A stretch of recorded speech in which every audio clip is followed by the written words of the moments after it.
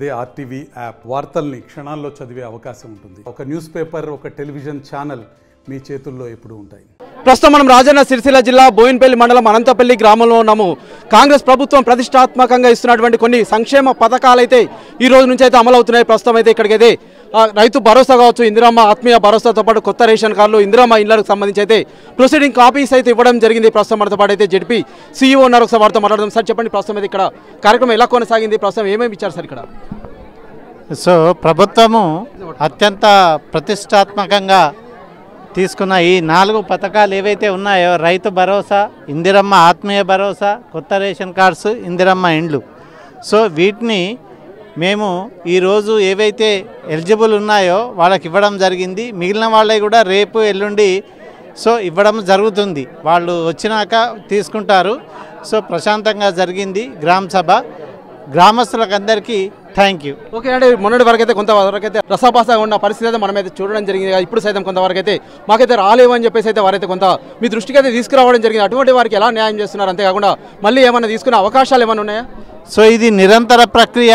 ఎవరైనా రాలేదు అని అంటే మాత్రం మాకు ఒక దరఖాస్తు ఇవ్వండి, మేము వచ్చేటట్టు చేస్తాము. ఇది నిరంతర ప్రక్రియ, క్లోజ్ ప్రక్రియ కాదు. ఓకే, గతంలో చూసినట్లయితే గత ప్రభుత్వంలో అయితే రైతు బంధు అయితే ఇవ్వడం జరిగింది. దానికి సంబంధించి అయితే కొంత రాళ్ళు రప్పలు కావచ్చు, వ్యవసాయేతర భూములకు సైతం ఇచ్చారని చెప్పేసి అయితే మొన్న రేవంత్ రెడ్డి కావచ్చు, ఇతర నాయకులు అయితే చెప్పడం జరిగింది. ఇప్పుడు వాటిని తొలగించారా? ఎంతవరకు తొలగించారు? ఇప్పుడైతే ఇక్కడైతే పైలట్ ప్రాజెక్ట్ అయితే ఇవ్వడం జరిగింది కదా, దానికి సంబంధించి ఇంకా ఏం చెప్తారు సార్? అగ్రికల్చర్ డిపార్ట్మెంట్ వాళ్ళు రాళ్ళు రప్పలు కానీ కొన్ని ఈ డిలీట్ చేసేటి ఏవైతే ఉన్నాయో అవి ఐడెంటిఫై చేశారు. గ్రామ సభలో చదివి వినిపించారు.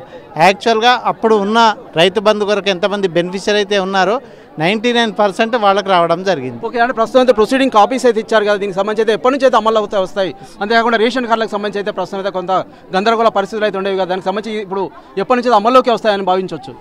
రైతు బంధు రేపటి నుంచి అకౌంట్లలోకి ఫండ్స్ ఫ్లో అవుతాయి. రేషన్ కార్డ్స్ కూడా ఇక్కడనే డిస్ట్రిబ్యూషన్ చేశాం, పూర్తిగా కొత్త రేషన్ కార్డ్స్. సో ఎవరన్నా అడిషన్ కానీ డిలీషన్ కానీ చేసుకునేది ఉంటే మీ సేవల నుంచి వాళ్ళు అప్లై చేసుకోవచ్చు. ఓకే, అంటే ఇందిరమ్మ ఇళ్ళకి సంబంధించి ఏం చెప్తారు సార్? ఇందిరమ్మ ఇండ్లు ఇప్పుడు ఏవైతే గ్రామ సభలో చదివామో వాటి కలెక్టర్ గారు ప్రొసీడింగ్ ఇస్తారు. వెంటనే ప్రొసీడింగ్ ఇచ్చిన తర్వాత వాళ్ళు ఇల్లు స్టార్ట్ చేసుకోవచ్చు. ఓకే, అంటే ప్రస్తుతం ఇది ప్రాతిపాదికన ఇవ్వడం జరిగిందా, లేదంటే ఫైనల్ లిస్ట్ ఇదే అని భావించవచ్చా? ఫైనల్ లిస్ట్ ఇదే అవుతుంది. గ్రామ సభలో చదివాం కదా, ఇదే అవుతుంది. ఓకే, జెడ్పీ సీఈఓ అయితే మాట్లాడడం జరిగింది. ఇప్పుడైతే కాంగ్రెస్ ప్రభుత్వం అయితే సంక్షేమ పథకాలను అయితే ఈ రోజు నుంచి అయితే అమల్లోకి తెస్తున్న పరిస్థితి అయితే మనమైతే చూడడం జరిగింది. రైతు భరోసా కావచ్చు, ఇందిరమ్మ ఆత్మీయ భరోసా, కొత్త రేషన్ కార్డులు, అంతేకాకుండా ఇందిరమ్మ ఇళ్లకు సంబంధించి అయితే ఇక్కడైతే కొంతమంది లబ్ధిదారులకు అయితే కొన్ని ప్రొసీడింగ్స్ కాపీస్ అయితే ఇవ్వడం జరిగింది. ఈ రోజు నుంచి అయితే అమల్లోకి వస్తాయని అయితే వీరైతే వెల్లడిస్తున్నారు. ఈ రోజు అయితే కొంత ఆదివారం కావచ్చు కాబట్టి కొంత బ్యాంకుల సెలవు నేపథ్యంలో అయితే రేపటి నుంచి అయితే ఇందిరమ్మ ఇళ్లకు సంబంధించి కావచ్చు, అంతేకాకుండా రైతు భరోసాకు సంబంధించి ప్రధానంగా చూసినట్లయితే రేపటి నుంచి అయితే బ్యాంక్ అకౌంట్లో అయితే పడతాయని చెప్పి అయితే వారైతే భరోసా కల్పిస్తున్న పరిస్థితి మనమైతే ఇక్కడ అనంతపల్లి గ్రామంలో చూడొచ్చు. Over to studio. మరిన్ని వీడియోస్ కోసం ఛానల్ ని సబ్స్క్రైబ్ చేయండి, లేటెస్ట్ అప్డేట్స్ కోసం వాట్సాప్ ఛానల్ ని ఫాలో చేయండి అండ్ లింక్ డిస్క్రిప్షన్ లో ఉంది.